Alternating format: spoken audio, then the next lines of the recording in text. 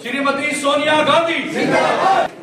राजीव जी हमको भाई निसार मंडू साहब जो वाइस प्रेसिडेंट है जम्मू कश्मीर कांग्रेस के, महिला कांग्रेस की प्रेसिडेंट शमीमा जी। आज आपको पता है कि आज जहानी राजीव गांधी जी की 33वां डेथ एनिवर्सरी हम कांग्रेस का हेडक्वार्टर में हम सब ने मना रहे हैं। आप हर जगह, ये हमारे सिर्फ जम्मू कश्मीर में नहीं, पूरे ऑल ओवर इंडिया में हर जगह पीसीसी के ऑफिस में उनकी डेथ एनिवर्सरी मनाई जा रही है। और आज सब लीडरों ने आके यहाँ पे उनको खराज अकीदत पेश किया है। जब जैसे कि आपको पता है कि राजीव गांधी जी का जो कंट्रीब्यूशन टुवर्ड्स हमारे इंडिया के बहुत ही बड़ा रहा है। जैसे आपको पता है कि उन्होंने अपनी जान अपनी मुल्क के लिए कुर्बान कर दिया है। उन्होंने इंफॉर्मेशन टेक्नोलॉजी का यहाँ पे डिजिटल इंडिया, अगर आप लोग बता रहे हमने लाया है, तो डिजिटल इंडिया की बात करेंगे तो वो राजीव गांधी जी ने ही उसका आगाज किया है। तो ऐसे जो उन्होंने मुल्क, जो कांग्रेस पार्टी ऐसी पार्टी है जिन्होंने हमेशा मुल्क के लिए कुर्बानियाँ दी है। हमारे कांग्रेस पार्टी में जो जहानी इंदिरा गांधी जी भी है, उन्होंने भी अपनी कुर्बानी दे दी अपने मुल्क के खातिर। आज मरहूम हमारे पूर्व प्रधानमंत्री, शहीद प्रधानमंत्री श्री राजीव गांधी जी की बरसी जो है वो मना रहे हैं। और ये मुल्क भर में सब जगह मनाई जा रही है। बड़ी मीटिंग्स जो हैं वो मुल्क भर में हर स्टेट के अंदर हो रही हैं। और उसके साथ साथ हमारी जो यहाँ पे जम्मू कश्मीर स्टेट है, इसमें हम लोग, क्योंकि हमने कभी इसको माना नहीं यूटी, इसीलिए मैं स्टेट बोल रहा हूँ, तो हम लोग उसी के साथ साथ हम भी यहाँ पे पीसीसी हेडक्वार्टर पे उनको खराज अकीदत पेश कर रहे थे। जितने भी हमारे नेता हजरात थे, जनरल सेक्रेटरी साहिबान थे, वाइस प्रेसिडेंट साहिबान थे, वो सब लोगों ने यहाँ पे एकत्र होकर और उनको एक बहुत बड़ा खराज अकीदत पेश किया। और वो खराज अकीदत उस महान शख्सियत को किया जिसने मुल्क को ये आपका जो मोबाइल है ये दिया, जिसको हम इंफॉर्मेशन टेक्नोलॉजी कहते हैं। हम उस महान नेता को हमने खराज अकीदत पेश किया जिसने पंचायती राज दिया मुल्क को।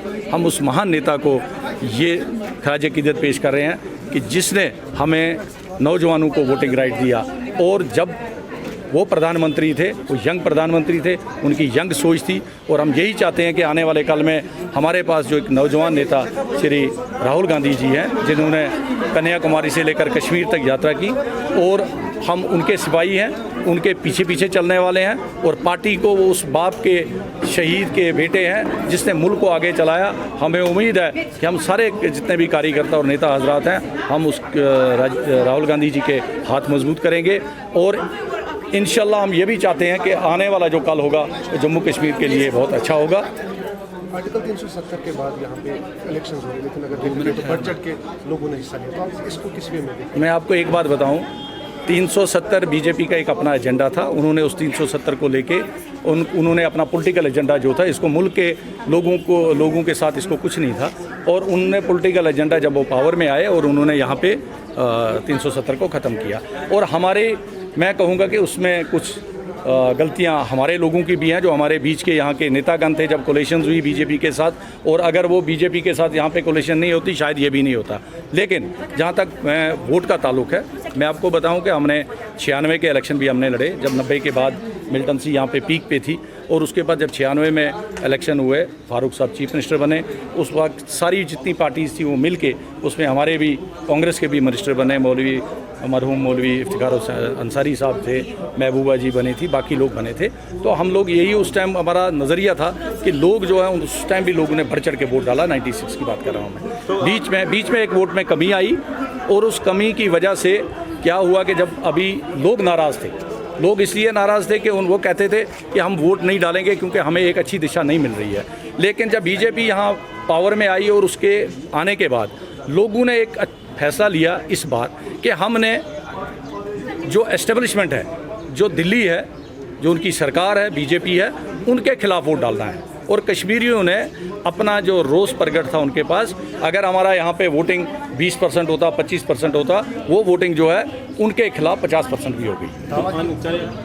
4 जून को आने वाले हैं, तो इंडिया को हमें उम्मीद है कि इंडिया अलायंस जो है, इंडिया अलायंस का गठबंधन जो है वो आने वाले कल में सरकार बनाएंगे और प्राइम मिनिस्टर जो होगा वो इंडिया अलायंस का होगा। बीजेपी का ये भी कहना है कि इस बार फिर से 400 पार है, तो इसको किस वे में आप देखिए, अब दिल बहलाने के लिए गालिब ने कहा है कि सब कुछ अच्छा ही होता है, लेकिन 400 पार उनको भी पता है कि हम कितनी सीटें ले रहे हैं। जिस तरह राहुल गांधी जी ने कहा कि वो 182 सीटों तक उनको महदूद रखा था उन्होंने, लेकिन अगर वो कहते हैं कि वो आगे कोई चोरी शोरी भी करके बढ़ेंगे तो मुझे लगता है 120, 225 सीटों से ऊपर वो नहीं जाएंगे। रिसेंट मिलिटेंट अटैक जो हुए शुपियां में, अगर बात की जाए तो कहते हैं कि अमन है, तो इसको आप किस वे में लेते, आप इसके बारे में? देखिए, मैं कहूँ ये बदकिस्मती है हमारी, क्योंकि हमने 90s ऑनवर्ड हम लोगों ने मिलिटेंसी देखी, लेकिन उस अटैक का भी लोगों पे कोई असर नहीं हुआ।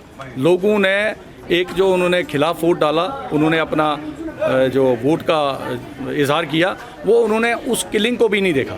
और आपने देखा शुपियां में भी कितनी वोटिंग हुई जहाँ पे रिसेंट किलिंग हुई है। तो लिहाजा अब कश्मीर का जो वोटर है, जम्मू का जो वोटर है, ये जाग चुका है। इसको असली और नकली में फ़र्क जो है वो नज़र आ गया है।